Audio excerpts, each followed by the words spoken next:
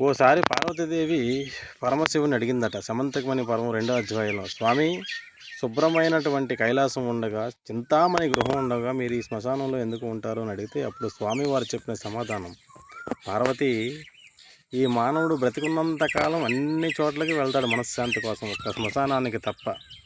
నేను పండితుని అంటాడు, నేను వేదాంతుని అంటాడు, నేను ధనవంతుని అంటాడు, ఐశ్వర్యవంతుని అంటాడు, నాకు బోలెడంత భూమి ఉందంటాడు, నాకు డబ్బు ఉందంటాడు, నేను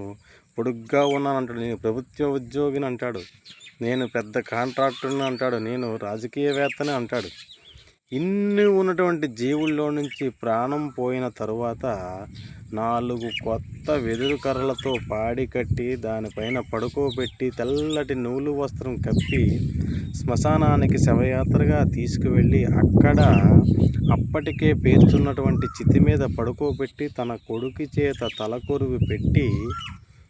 ఆ చితికి నిప్పి పెట్టిన తర్వాత అందరూ కూడా తిరుగుముఖ ప్రయాణం ఇంటికి ప్రయాణం చేస్తున్న సమయంలో ఆ జీవుడు ఒక్కసారి ఉలిక్కుపడి లేచి,